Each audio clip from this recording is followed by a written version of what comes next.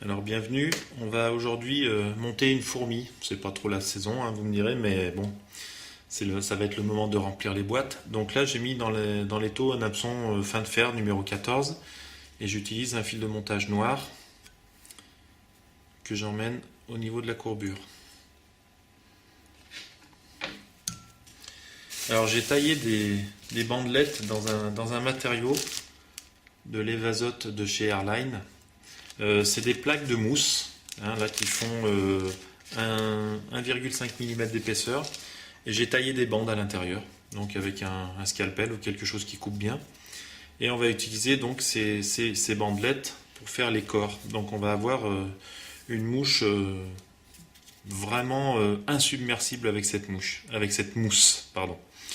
Donc je fixe mon premier brin d'Evasote. Alors ça c'est un matériau qui est vachement sympa à travailler, mais il faut quand même faire un petit peu attention.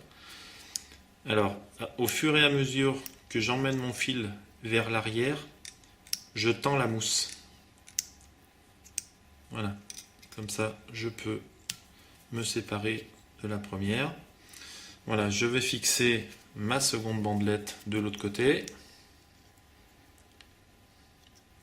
en essayant de me mettre immédiatement au niveau de la fixation. Je descends et là je tire un peu sur les deux pour descendre sur la courbure. Je remonte jointif jusqu'à peu près le milieu de la hampe. Voilà, à peu près ici. Alors je prends une bandelette et je tire dessus afin de bien positionner ma mousse. Voilà. Je coupe. Alors là, le petit truc, j'avance un petit peu sur la hampe. Voilà. Et je reviens un petit peu en arrière. Voilà, comme ça, je peux libérer ma mousse. Et je fais pareil de l'autre côté pour avoir un corps bien renflé comme les fourmis elles ont. Voilà. Donc là, je tends un peu ma mousse et avec mon autre main, j'avance un petit peu. Voilà. Et là, je peux me libérer de la mousse. Donc, je reste ici. Je prends quelques fibres de canard sur une plume.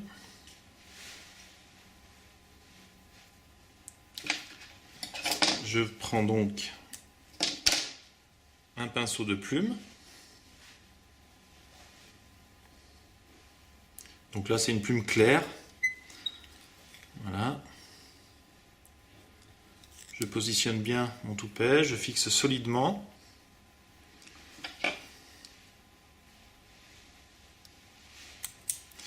Je vais remettre une petite pincée. Non, quoique non, c'est bon. Je taille mon aile. Et là, devant cette petite pincée de canard, je refixe de la mousse. Et j'avance. Voilà. Donc je coupe l'excédent. Et là, je vais faire un tout petit dubbing de lièvre, mais je twiste même pas, je pose simplement quelques fibres de lièvre et je tourne pour faire un thorax, pour imiter les pattes en somme de la fourmi. Voilà, j'avance et je repositionne ma mousse juste devant mon dubbing de lièvre.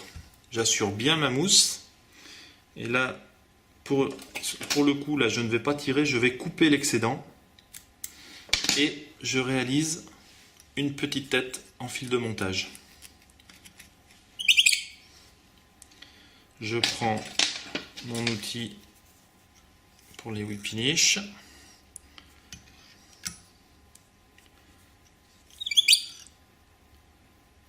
Voilà. Alors là, si vous flammez votre tête, vous faites attention parce que la mousse ça fond. Donc protégez bien votre... Voilà. Donc ça, c'est un modèle également que j'ai maintenant dans mes boîtes. Et on voit bien que la mousse est vraiment hermétique. Donc ça va vraiment être un modèle qui va flotter parfaitement, quelles que soient les conditions d'eau. Donc ça, c'est un modèle en 14. Je les monte également en 16. Voilà, à vous.